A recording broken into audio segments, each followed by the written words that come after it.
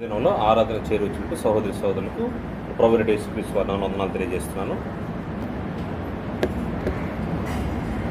యోహాను రాసినటువంటి మొదటి పత్రిక 5వ అధ్యాయము 18వ వచనం చదువుకుందాం. యోహాను రాసినటువంటి మొదటి పత్రిక 5వ అధ్యాయము 18వ వచనం.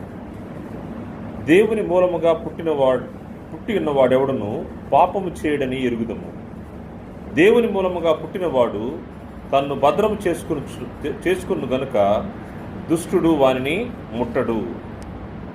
దేవుని మూలముగా పుట్టినవాడు తన్ను భద్రము చేసుకొను గనుక దుష్టుడు వాని ముట్టడు. దుష్టుడు ఎవరిని ముట్టడు అంటే దేవుని మూలముగా పుట్టిన వారిని దుష్టుడు ముట్టుకునేదానికి అవకాశం లేదని గ్రంథం తెలియజేస్తూ ఉంది. ఎందుకు అవకాశం లేదంటే దేవుని మూలముగా పుట్టినవాడు తన్ను భద్రము చేసుకొనును. ఈరోజు లోకంలో భద్రత అనేది కరువైనటువంటి పరిస్థితిలో ఉంది.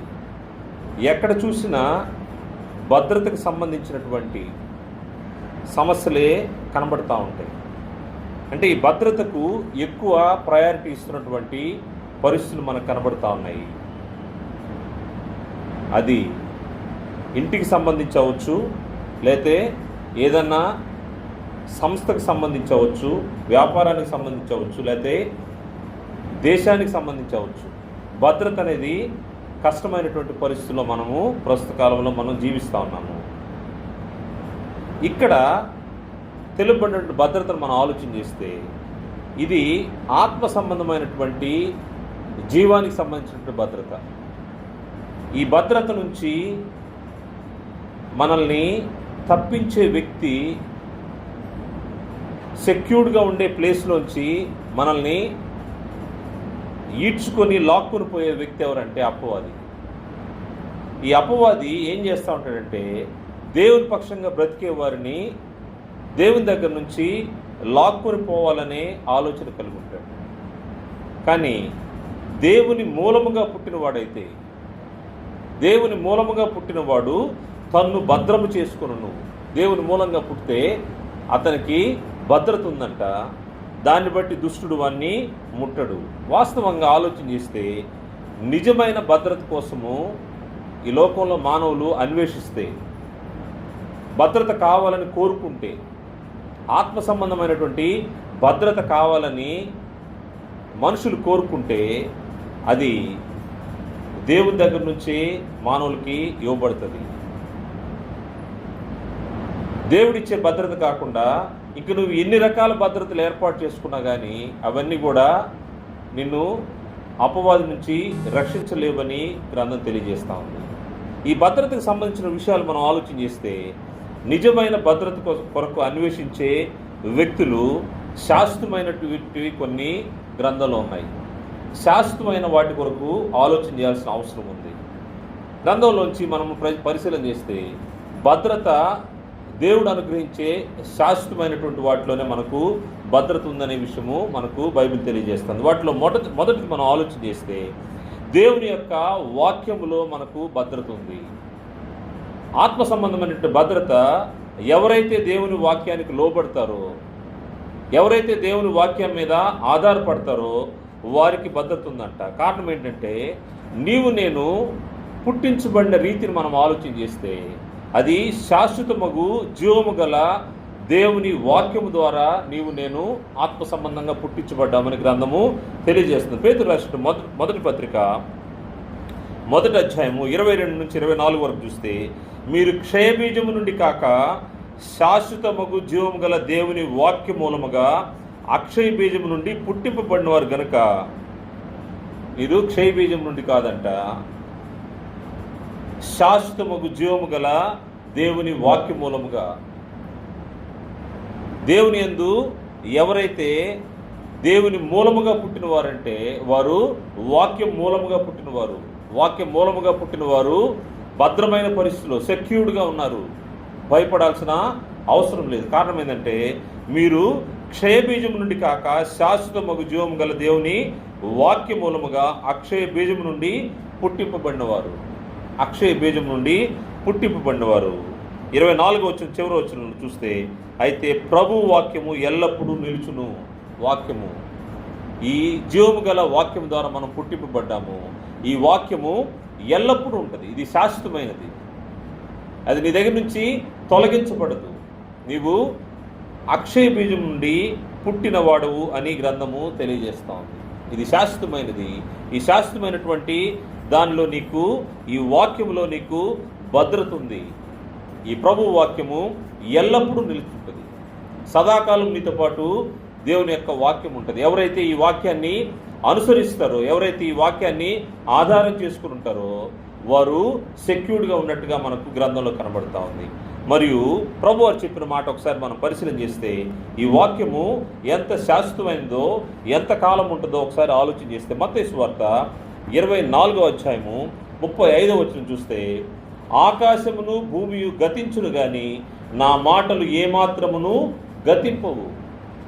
ఆకాశం భూమి గతించిపోయినా కానీ దేవుని వాక్యము, దేవుని యొక్క మాటలైతే అవి శాశ్వతము, ఏమాత్రము గతించు అంట.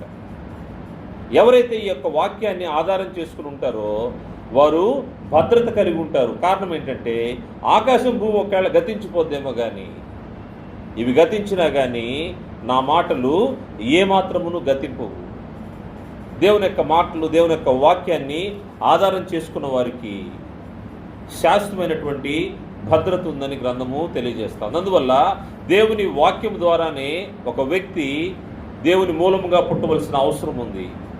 సువార్త లేకుండా, సువార్త ద్వారా కాకుండా ఎవరన్నా ఏ వ్యక్తి అయినా దేవుని యొద్దకు వచ్చాడంటే అతడు నిజమైన స్థితిలో దేవుని యొద్దకు వచ్చినవాడు కాడు. ఏదో జరిగిన మేలును బట్టో, లేకపోతే ఇంకేదన్నా పరిస్థితులను బట్టి నీవు వచ్చావంటే అది సరైన విధానం కాదు. జీవము గల, శాశ్వతమగు జీవము గల దేవుని వాక్యం నుండి ఎవరైతే పుట్టించబడతారో వారు దేవుని మూలంగా పుట్టినవారు. అది శాశ్వతమైనటువంటి ఈ వాక్యం ద్వారా మనకు నిజమైన భద్రత ఉంటుంది. రెండో విషయం మనము పరిశీలన చేస్తే, ఇంకా ఎవరి విషయంలో ఎటువంటి భద్రత మనకు వస్తుందంటే, వాక్యం ఒకటి చూసాము. రెండవది, క్రీస్తు యేసులో నీకు నిజమైన భద్రత ఉంది. నువ్వు క్రీస్తు యేసులో ఉంటే నీవు భద్రపరచబడిన వాడవు. నీకు ఎటువంటి భయము లేదు. కారణం ఏంటంటే, క్రీస్తు ప్రభువు కూడా శాశ్వతమైన వాడు. ఆయన అన్ని పరిస్థితుల్లో నిన్న నేడు ఒక్కటే రీతిగా ఉన్నాడని బైబిల్ తెలియజేస్తాం.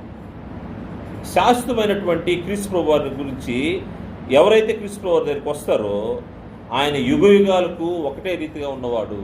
ఆయన దగ్గరకు వచ్చిన వారు భద్రంగా ఉంటారు. ఎటువంటి భయం లేని పరిస్థితిలో ఉంటారు. క్రీస్తు యేసు యొద్దకు ఏ విధంగా రావాలో మనం ఆలోచన చేస్తే, హెబ్రీ పత్రిక 13వ అధ్యాయము 8వ వచనం చూస్తే, హెబ్రీ పత్రిక 13వ అధ్యాయము 8వ వచనంలో, యేసు క్రీస్తు నిన్న నేడు ఒకటే రీతిగా ఉన్నాడు, అవును యుగ యుగములకు ఒక్కటే రీతిగా ఉండును. ఈయన శాశ్వతుడు. శాశ్వతమైనటువంటి జీవంలోనికి, శాశ్వతమైన రాజ్యానికి నిన్ను తీసుకుని వెళ్ళే రక్షకుడు ఆయన. ఎప్పుడైతే నువ్వు క్రీస్తు యేసు దగ్గరికి వస్తావో నీవు క్షేమకరమైన పరిస్థితిలో ఉంటావు. కారణం ఏంటంటే, క్రీస్తు యేసులో నీకు ఏం దొరుకుతుందంటే దేవుని యొక్క సర్వ పరిపూర్ణత క్రీస్తు యేసులో ఉంది. కాబట్టి దైవత్వం యొక్క సర్వ పరిపూర్ణత క్రీస్తు యేసులో ఉంది. సర్వాధికారాలు క్రీస్తు యేసు దగ్గర ఉన్నాయి. నిన్ను భద్రం చేయడానికి, నిన్ను రక్షించడానికి, అపవాది నుంచి నిన్ను విడిపించడానికి ఆయన శక్తిమంతుడు. ఆయనలో దేవుని యొక్క దైవత్వ లక్షణం ఉంది. ఆ లక్షణము క్రీస్తు యేసులో శరీరంగా ఉన్నట్టుగా మనకు గ్రంథంలో కనబడుతుంది. కొలస్సీ పత్రిక 2వ అధ్యాయము 9-10 వచనాలు చూస్తే క్రీస్తు ప్రభువు యొక్క దైవత్వాన్ని గురించి తెలియజేస్తూ క్రీస్తు ప్రభువు యొక్క శక్తి అపరిమితమైనదిగా అక్కడ కనబడుతూ ఉంది. కొలస్సీ పత్రిక 2వ అధ్యాయము 9-10 వచనాల్లో, ఏలైనగా దేవత్వము యొక్క సర్వ పరిపూర్ణత శరీరముగా క్రీస్తునందు నివసించుచున్నది. క్రీస్తు యేసునందు దైవత్వ లక్షణం ఉంది. ఆ దైవత్వ లక్షణం కలిగినటువంటి క్రీస్తు యేసు దగ్గరకు నువ్వు వస్తే నువ్వు భద్రంగా ఉంటావు. మరియు ఆయన యందు మీరును సంపూర్ణులై ఉన్నారు. కంప్లీట్ అయిపోయినారు. మీరు సంపూర్ణంగా ఉన్నారు. ఆయన యందు ఉన్నవారు సంపూర్ణంగా ఉన్నారు. మరియు ఆయన యందు మీరు సంపూర్ణులై ఉన్నారు. ఆయన సమస్త ప్రధానులను అధికారులను శిరస్సై ఉన్నాడు. ఏదైనా అధికారి మన పక్షంగా ఉండేవాడైతే మనకు ఆ డిపార్ట్మెంట్లో పనులు చాలా సులభంగా అయిపోతూ ఉంటాయి. ఎందుకంటే ఆ పై అధికారి మాకు తెలుసండి, మాకు తెలిసిన వ్యక్తి. దాన్ని బట్టి ఆ డిపార్ట్మెంట్లో ఏ పని అయినా మేము సులువుగా చేయించుకోగలం. క్రీస్తు ప్రభు వారి దగ్గరికి మనం వస్తే మనకు జరిగే మేలు ఏంటంటే ప్రధానులు అధికారులకు ఆయనే శిరస్సై ఉన్నాడు. ఆయన శిరస్సై ఉన్నప్పుడు ఆయన యందు నీవు ఉంటే నీవు భద్రపరచబడి ఉంటావు. నిజమైన భద్రత క్రీస్తు యేసునందుంది. దుష్టుడు నేను ముట్టకుండా ఉండడానికి ఎప్పుడైతే నువ్వు క్రీస్తు యేసు దగ్గరకు వస్తావో నీకు భద్రత ఉంది. నువ్వు ఎప్పుడు బలహీనుడువో అప్పుడు నీవు బలవంతుడు. ఎవరి ద్వారా బలవంతుడు అంటే క్రీస్తు యేసు ద్వారా. క్రీస్తు యేసు దగ్గరికి ఎవరు వస్తారో వారు బలవంతులుగా ఉంటారు. నీకు నువ్వు చూసుకుంటే బలహీనుడు అయి ఉండొచ్చు, కానీ క్రీస్తు యేసు నీ పక్షంలో ఉన్నప్పుడు నీవు బలవంతుడివి. అందుకోసమే ఫిలిప్పీ పత్రిక 4:13 అందరినీ బలపరచువాడు ప్రభు అన్నట్టుగా మనకు అక్కడ కనబడుతుంది. ఫిలిప్పీ పత్రిక 4:13 నన్ను బలపరచువాని ఎందే నేను సమస్తమును చేయగలను. నన్ను బలపరచువాను. ఎవరైతే క్రీస్తు యేసు దగ్గరికి వస్తారో వారు భద్రపరచబడి ఉంటారు. సమస్తం వారికి సమకూడి జరుగుతుంటుందని గ్రంథము తెలియజేస్తూ ఉంది. దేవుని చేత పుట్టింపబడిన వారు ఎలా ఉంటారంటే భద్రపరచబడతా ఉంటారు. దుష్టుడు వారిని ముట్టకుండా ఉంటాడు. కారణం ఏంటంటే శాశ్వతమైనటువంటి దేవుని వాక్యం ఉంది. వాక్యం ద్వారా మీరు భద్రపరచబడతారు. రెండవది శాశ్వతమైనటువంటి క్రీస్తు చేస్తున్నాడు. ఆయన దగ్గరకు వచ్చిన వారు భద్రపరచబడతా ఉంటారు. కారణం ఏంటంటే దేవత్వం యొక్క సర్వ పరిపూర్ణత శరీరంగా క్రీస్తు యేసునందు నివసించింది. కాబట్టి ఎవరైతే క్రీస్తు యేసు దగ్గరకు వస్తారో వారు భద్రం చేయబడతారు. నువ్వు క్రీస్తు యేసుకి వెలుపడుగా ఉన్నావంటే, క్రీస్తు యేసుకు దూరంగా ఉన్నావంటే నీవు అపవాదికి దగ్గర అయిపోతా ఉంటావని అర్థం. ఎవరైతే క్రీస్తు యేసు దగ్గరికి వస్తారో వారు భద్రపరచబడతారు. ఇంకొక స్థలం ఉంది. ఆ స్థలము క్రీస్తు సంఘము. ఎవరైతే క్రీస్తు సంఘంలో ఉంటారో వారు భద్రపరచబడి ఉంటారు. క్రీస్తు సంఘమునకు వెలుపల నీకు భద్రత లేదని గ్రంథం తెలియజేస్తూ ఉంది. క్రీస్తు సంఘములో నీకు భద్రత. కారణం ఏంటంటే ఇది క్రీస్తు ప్రభువారు తన స్వరక్తం ఇచ్చి సంపాదించినటువంటి సంఘము. యేసుక్రీస్తు దేవుని కుమారుడనే విశ్వాసం అనే పునాది అయిన బండపైన కట్టబడినటువంటి ఈ సంఘము. ఈ సంఘంలోకి ఎవరైతే వస్తారో వారు భద్రపరచబడి ఉంటారు. దేవుని యొక్క శాశ్వత రాజ్యానికి వారసులుగా ఉండేదానికి అవకాశం ఉంటుంది. అందువల్ల ఈ బండ మీద నా సంఘమును కట్టుదలని ప్రభువారు పేతురుతో చెప్పిన మాట మనకు తెలుసు. మత్తయి సువార్త 16:18 కారణం ఏంటంటే ఈ బండ మీద నా సంఘము కట్టుదును, పాతాళలోక ద్వారములు దాని ఎదుట నిలువనేరవు. పాతాళలోక ద్వారము దేని సూచిస్తుందంటే పాతాళలోక ద్వారము మరణాన్ని సూచిస్తుంది. దుష్టుడు నన్ను ఎక్కడ తీసుకెళ్లాలని ప్రయత్నం చేస్తాడంటే మరణంలోకి లాక్కెళ్లాలని ప్రయత్నం చేస్తూ ఉంటాడు. దుష్టుని యొక్క బలము మరణమే.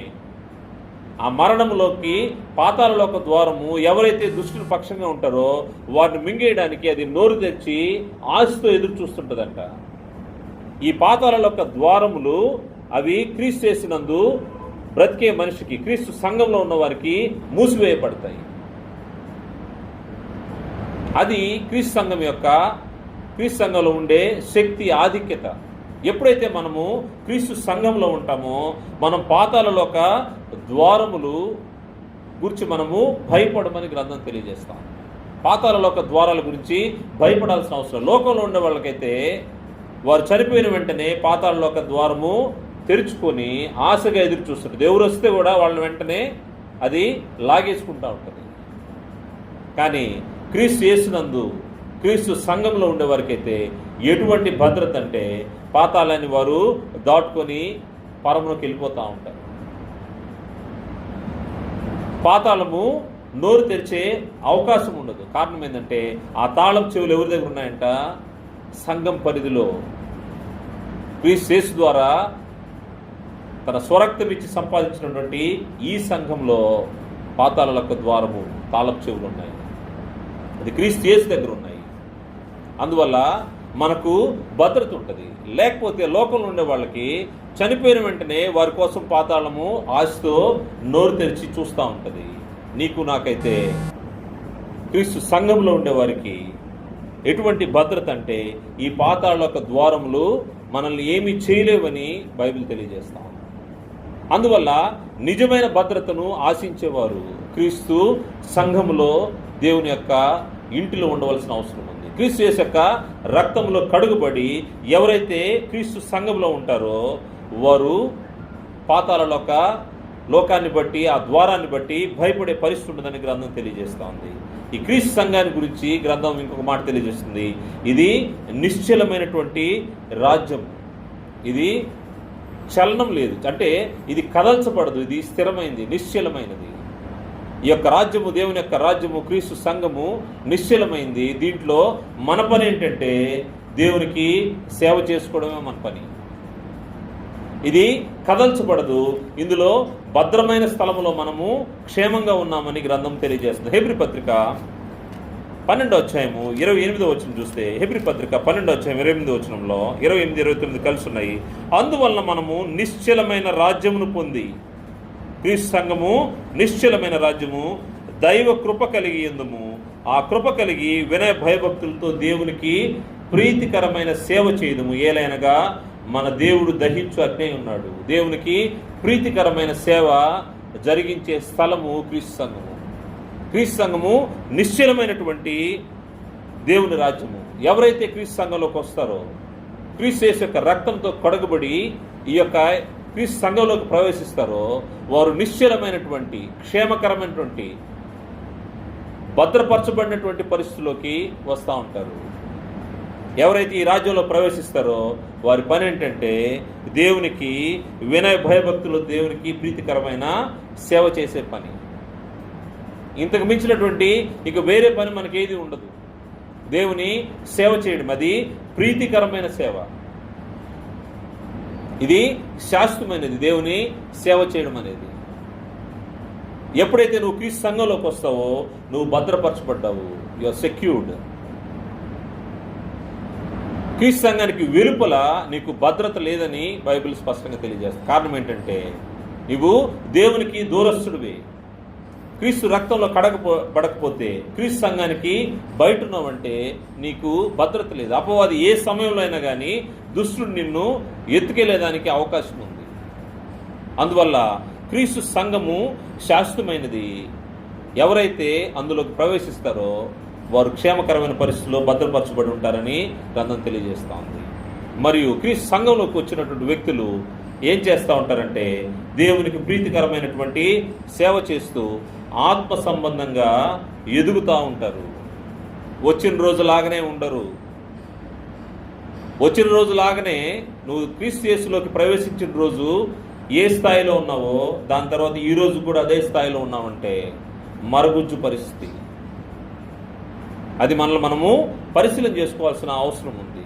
ఆత్మ సంబంధమైనటువంటి ఎదుగుదల క్రీస్తు సంఘములో ఉంటుంది.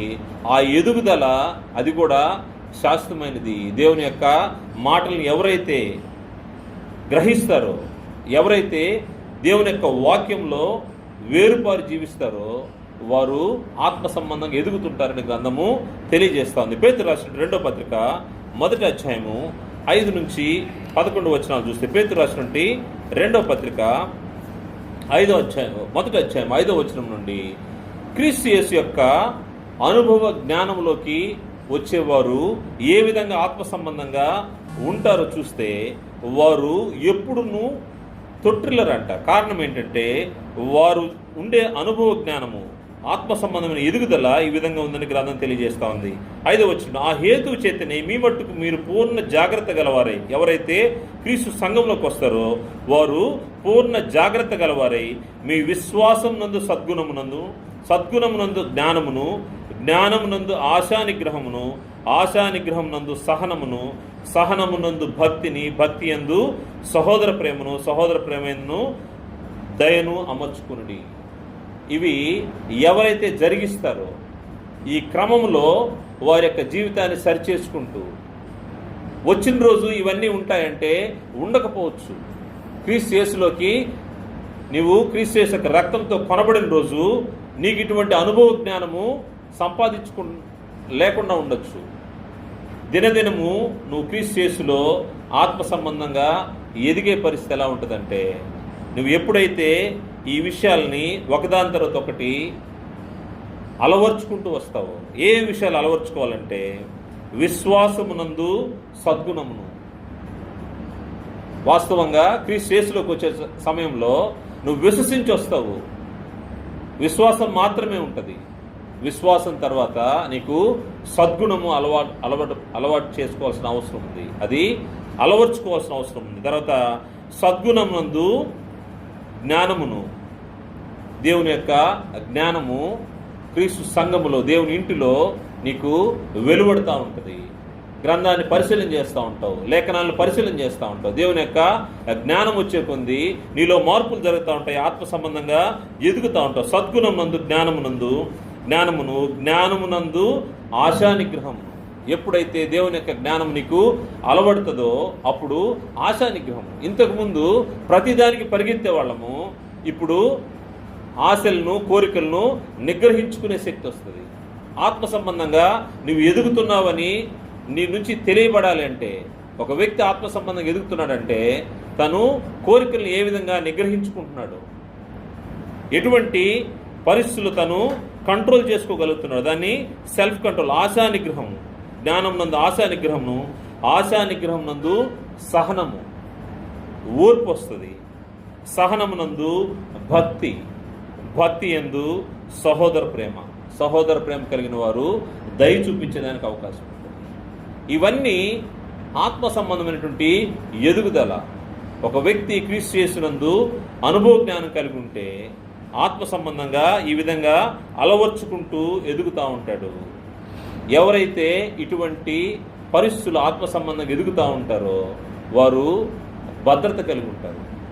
ఇవి ప్రాక్టీస్ చేయాల్సినవి, అలవర్చుకోవాల్సినవి. ఇవి అలవర్చుకున్న వారు ఎలా ఉంటారో కింద వచనంలో చూస్తే, ఇవి మీకు కలిగి విస్తరించిన ఎడల అవి మన ప్రభు అయిన యేసుక్రీస్తును గూర్చిన అనుభవ జ్ఞాన విషయంలో మిమ్మను సోమరులైనను నిష్ఫలైనను కాకుండా చేయను. ఇవి ఎవనికి లేకపోవునో వాడు తన పూర్వ పాపములకు శుద్ధి కలిగిన సంగతి మరిచిపోయి గుడ్డివాడును దూరదృష్టి లేనివాడు నగును.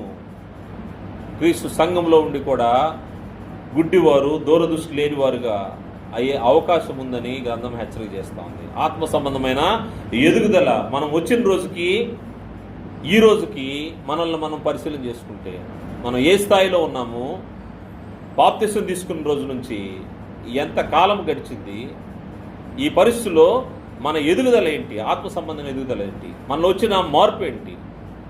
జ్ఞానం విషయంలో మనము విశ్వాసానికి సంబంధించి జ్ఞానానికి సంబంధించి మనము సద్గుణం, ఇవన్నీ వరుసగా 1 by 1 అలవాటు చేసుకోవాల్సిన అవసరం ఉంది. వీటి ద్వారా సహనం ద్వారా సహోదర ప్రేమ, దయ, ఇవి ఎవరైతే అలవర్చుకుంటారో వారు ఆత్మ సంబంధంగా ఎదుగుతూ ఉంటారని గ్రంథము తెలియజేస్తూ ఉంది. ఈ ఎదుగుదలకు క్రీస్తు ప్రభువారి యొక్క మాటలు ఎంతో అవసరమైంది. క్రీస్తు ప్రభువారి యొక్క జ్ఞానము, దేవుని దగ్గర నుంచి ఆయన తీసుకొచ్చినటువంటి జ్ఞానము, ప్రభువారు చూపించే కృప, ఇవన్నీ మనము పొందుకొని ఆత్మ సంబంధంగా అభివృద్ధి చెందాల్సిన అవసరం ఉందని గ్రంథం హెచ్చరిక చేశారు. పేతురు రాసినటువంటి 2వ పత్రిక 3వ అధ్యాయము 18వ వచనం చూస్తే, 3వ అధ్యాయం 18వ వచనంలో, మన ప్రభువును రక్షకుడైన యేసుక్రీస్తు అనుగ్రహించు కృప యందును జ్ఞానమందును అభివృద్ధి పొందుడి. మన ప్రభు అయినటువంటి యేసుక్రీస్తు అనుగ్రహించు కృప యందును జ్ఞానమందును, ఆత్మ సంబంధమైనటువంటి ఎదుగుదల క్రీస్తు ప్రభువారు చూపించే కృపలోను జ్ఞానంలోనూ అభివృద్ధి చెందాల్సిన అవసరం ఉందంట. ఎవరైతే ఇటువంటి జ్ఞానాన్ని పొందుకుంటారో వారు స్థిరంగా ఉంటారంట. పునాది మీద కట్టబడిన వారై స్థిరంగా ఉంటారని కొలస్సీ పత్రిక 1వ అధ్యాయం 23వ వచనంలో తెలియజేయబడింది. ఎవరైతే ఆత్మ సంబంధంగా ఎదుగుతూ ఉంటారో వారు స్థిరంగా ఉంటారు. దుష్టుడు వారిని ముట్టుకునేదానికి అవకాశం ఉండదు. దుష్టుడు వారిని ముట్టుకునేదానికి అవకాశం ఉండదు. ఎందుకంటే నువ్వు దినదినానికి అభివృద్ధి చెందుతా ఉన్నావు, దేవుని యొక్క జ్ఞానం విషయంలో అనుభవాన్ని సంపాదించుకుంటా ఉన్నావు, నీకు సద్గుణం అలవాటు అవుతుంది, జ్ఞానం అలవాటు అవుతుంది, సహోదర ప్రేమ అలవాటు అవుతుంది, దయ చూపించడం అలవాటు అవుతుంది. ఇవన్నీ అలవాటు అయినప్పుడు ఏం జరుగుతూ ఉంటాయంటే ఆటోమేటిక్గా ఆ వ్యక్తిని చూస్తే క్రీస్తు ప్రభు వారి యొక్క గుణలక్షణాలు అతనిలో స్పష్టంగా కనబడుతూ ఉంటాయి. ఎప్పుడైతే ప్రభు వారి యొక్క గుణలక్షణాలు కనబడుతున్నాయో అప్పుడు అపవాది దూరంగా పారిపోతూ ఉంటాడు, దుష్టుడు ముట్టుకునే దానికి అవకాశం ఉండదు. నిజమైన భద్రత క్రీస్తు సంఘములో, క్రీస్తు సంఘంలోకి వచ్చిన తర్వాత కూడా నీకు భద్రత ఎలా ఉంటుందంటే ఆత్మ సంబంధంగా ఎదగాల్సిన అవసరం ఉంది. ఎక్కడ వేసిన గొంగలి అక్కడే అన్నట్టు కాకుండా నీ సంవత్సరములు దినములు గడిచే కొద్దీ ఎలా ఉండాలంటే ఆత్మ సంబంధంగా అభివృద్ధి చెందాల్సిన అవసరం ఉంది. ఈ ఆత్మ సంబంధంగా అభివృద్ధి చెందే విషయంలో నీవు అనేక మందిని పరిశీలన చేయాల్సిన అవసరం ఉంది. కారణం ఏంటంటే మనకంటే ముందుగా ఉన్నటువంటి దైవజనులు ఏ విధంగా వారి యొక్క జీవితాలను కొనసాగించుకుంటున్నారు. ఒక వ్యక్తి యొక్క ఆత్మ సంబంధమైనటువంటి ఎదుగుదలను పరిశీలన చేయాలంటే ఎవరు క్రమంగా నడుచుకుంటున్నారో వారిని పరిశీలన చేస్తూ పౌలు గారు చెప్పినట్టుగా నేను క్రీస్తును పోలి నడుచుకున్న ప్రకారం మీరు కూడా నన్ను పోలి నడుచుకుని అన్నాడు.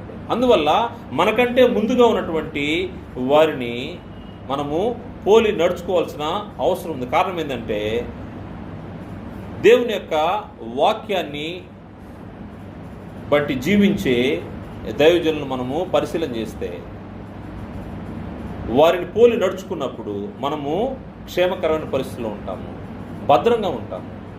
దైవజనులు దేవుని యొక్క వాక్యాన్ని అనుసరించి జీవించే వారి జీవితాలను పరిశీలన చేస్తే అపోస్తులు అవ్వచ్చు, లేకపోతే మనతో ఉన్నటువంటి దైవజనులు అవ్వచ్చు, మనకంటే ముందుగా దాటిపోయిన వారు అవ్వచ్చు, వారి జీవితాలను పరిశీలన చేసినప్పుడు మనము వారి ప్రకారం మనం నడుచుకున్నప్పుడు పౌలు గారు చెప్పిన మాట ప్రకారము నేను క్రీస్తుని పోలి నడుచుకున్నాను, మీరు నన్ను పోలి నడుచుకోండి.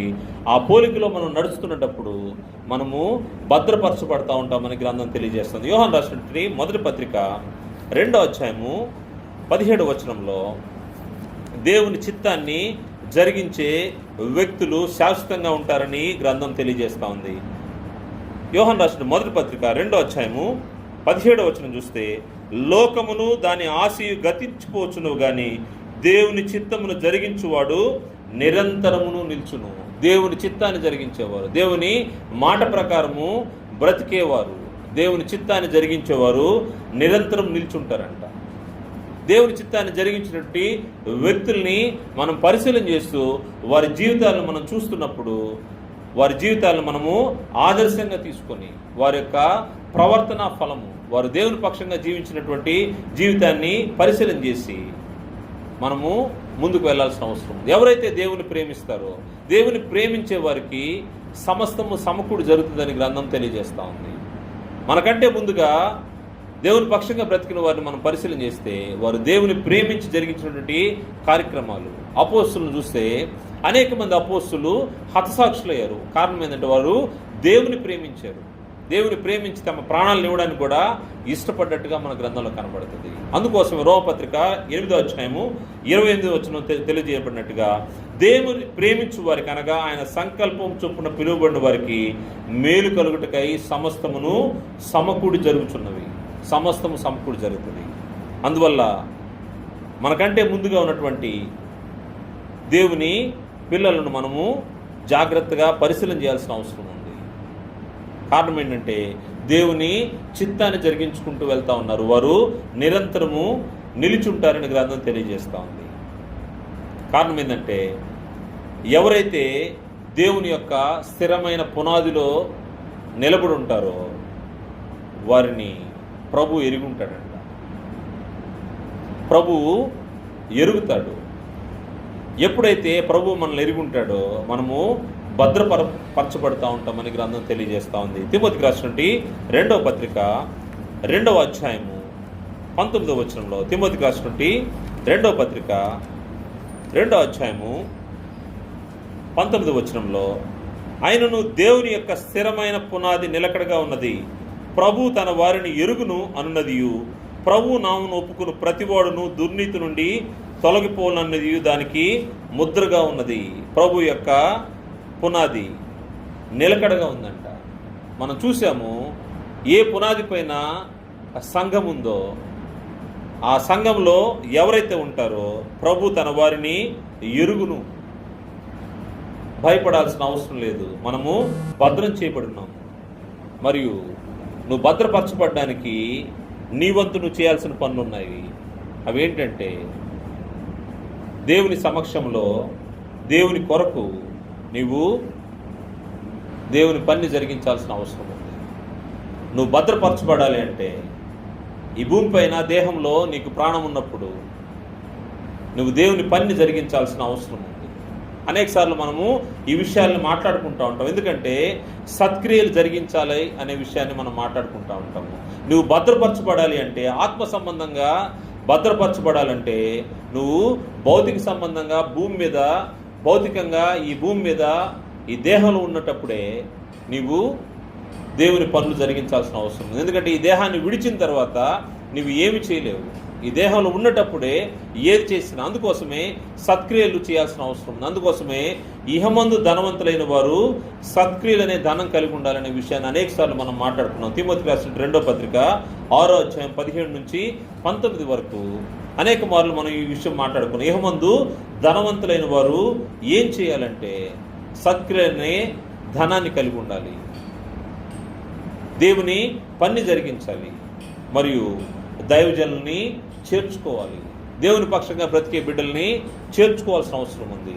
దేవుని పక్షంగా పనిచేసే వారిని ప్రోత్సహించాలి, వారికి సహకరించాలి, వారితో కలిసి పని చేయాల్సిన అవసరం ఉంది. ఎప్పుడైతే ఇటువంటి సత్క్రియలు మనం జరిగించుకుంటూ ఉంటామో, మంచి పనుల్లో మనము పాలిభాగస్థులం అవుతామో, అప్పుడు దేవుని యొక్క భద్రత మన పైన నిలిచుంటూ ఉంటుంది.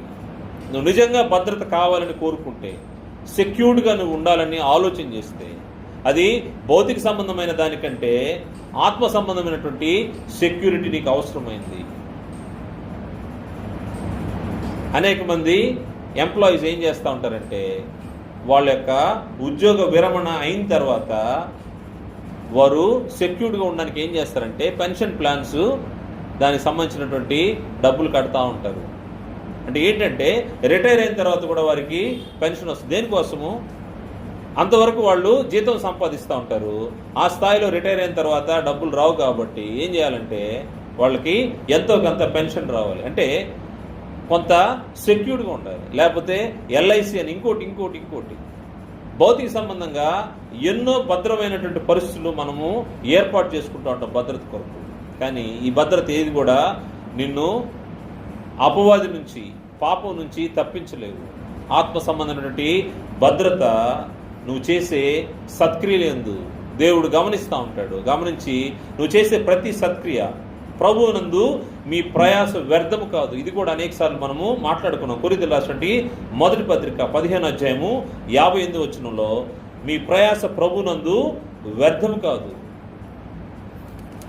అందువల్ల ఎలా ఉండాలి అంటే, ప్రభునందు మీ ప్రయాస వ్యర్థం కాదు కాబట్టి, కాగా నా ప్రియ సహోదరులారా, మీ ప్రయాసము ప్రభునందు వ్యర్థము కాదని ఎరిగి స్థిరులను కదలని వారును ప్రభు కార్యాభివృద్ధి యందు ఎప్పటికీ ఆసక్తులైనడి. ప్రభు కార్యాభివృద్ధిలో ఎప్పుడు మనము ఆసక్తి కలిగి ఉండాలంట. దేవుని యొక్క పనుల్లో మనము ఎప్పుడైతే ఆసక్తి కలిగి ఉంటామో మనము భద్రపరచబడతా ఉంటాము. నిజమైన భద్రత నిజంగా నువ్వు అన్వేషిస్తే, అది కావాలని కోరుకుంటే సత్క్రియలు జరిగించాల్సిన అవసరం ఉంది. సత్క్రియల్లో పాలు పొందాల్సినటువంటి అవసరం ఉంది. ఎప్పుడైతే నువ్వు సత్క్రియల్లో పాలు పొందుతావో అది నీకు పరలోకంలో ధనమవుతూ ఉంటుంది.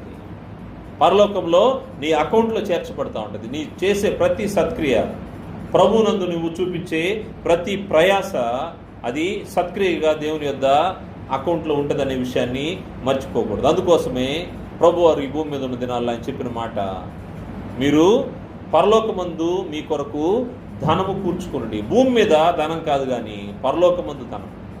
పరలోకమందు ధనం ఏ విధంగా వస్తుందంటే, మనం చూసినట్టుగా దేవుని పని జరిగించి సత్క్రియలు చేసే వారికి పరలోకంలో ధనం ఉంటుంది. మత్తయి సువార్త 6వ అధ్యాయం 19-20 వచనాల్లో చూస్తే ప్రభువారు ఈ భూమిపైన మీరు ధనం కూర్చుకొనవద్దని ఆయన తెలియజేస్తూ ఎక్కడ కూర్చుకోవాలో దాన్ని కూడా చెప్తా ఉన్నారు.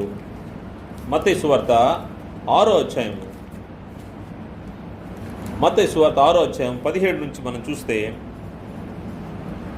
19 నుంచి, భూమి మీద మీ కొరకు ధనం కూర్చుకునవద్దు, ఇక్కడ చిమ్మెటయు తుప్పును తినివేయను, దొంగలు కన్నం వేసి దొంగిలరు. పరలోకం మీ కొరకు ధనము కూర్చుకుని అచ్చట చిమ్మెట అయినను తుప్పు అయినను దాన్ని తినివేయదు, దొంగలు కన్నం వేసి దొంగిలరు. పరలోకమందు ధనం కూర్చుకోవాల్సిన అవసరం ఉంది. ఎవరైతే పరలోకమందు ధనం కూర్చుకుంటారో వారు భద్రంగా ఉంటారు, భయపడాల్సిన అవసరం లేదు. మీ యొక్క ఆత్మలు భద్రపరచబడి ఉన్నాయి.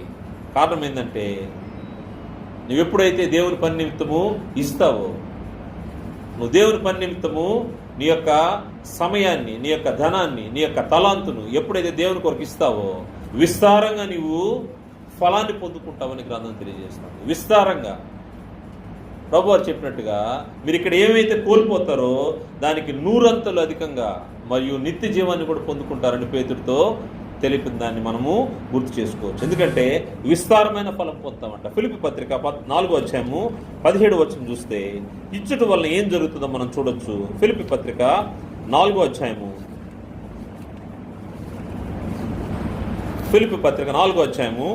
17వ వచనంలో, నేను ఈవిని అపేక్షించి ఇలాగ చెప్పుటలేదు కానీ మీ లెక్కకు విస్తార ఫలము రావాలని అపేక్షించి చెప్పుచున్నాను. ఎవరైతే దేవుని పని నిమిత్తం ఇస్తూ ఉంటారో వారి యొక్క ఫలం ఎలా ఉంటుందంట? విస్తారంగా ఉంటుందంట.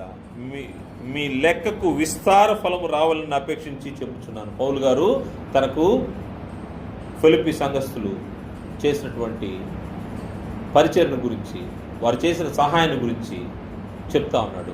ఏదో ఈవిని ఆశించి మరలా ఇస్తారనే ఉద్దేశంతో చెప్పట్లేదు, కానీ దేవుని పని నిమిత్తము దేవునికి ఇస్తే నువ్వు విస్తారమైన ఫలం పొందుతావు. ఎక్కడ పొందుతావు అంటే పరలోకంలో నీ ధనము ఉంటా ఉంటుంది. అందుకోసమే అపోస్తలుల గ్రంథము 20:35 పుచ్చుకొనుట కంటే ఇచ్చుట ధన్యం. ఎవరైతే భద్రత గురించి ఆలోచన చేస్తారో, ఈ లోకంలో నీవు భద్రత గురించి అనేక విషయాలు ఆలోచన చేయొచ్చు, కానీ వాస్తవంగా నీ ఆత్మ రాబోయే జీవంలో భద్రపరచబడి ఉందా లేదనే విషయాన్ని పరిశీలన చేయాలి.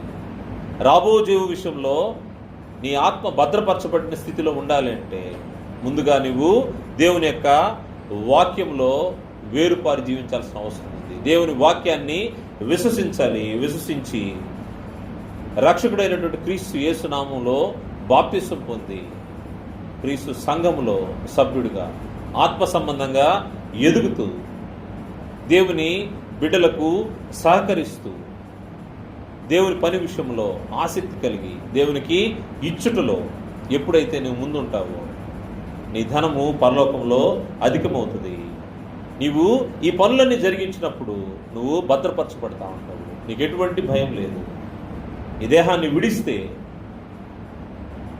దేవునితోనూ ఆయన కుమారుడి క్రీస్తు ప్రభువుతో ఉండే ఆ భాగ్యస్థితిలో నీవు ఉంటావనే నిరీక్షణ నీకు ఉంటా ఉంటుంది. కారణం ఏంటంటే నీ యొక్క ఆత్మ భద్రపరచబడింది. దుష్టుడు ముట్టుకునే అవకాశమే లేదు. ఎవరైతే దేవుని యందు జీవం గల వాక్యం ద్వారా పుట్టించబడతారో వారు భద్రపరచబడతారు. దేవుని యొక్క పనులు జరిగిస్తూ దేవుని యొక్క ఇంటిలో ఆత్మ సంబంధంగా ఎదుగుతూ అటువంటి పరిస్థితుల్లో మనమందరం ఉండాలని ప్రభుపేట మనవి చేస్తూ ముగిస్తున్నాను. అందరికీ వందనాలు తెలియజేస్తాను.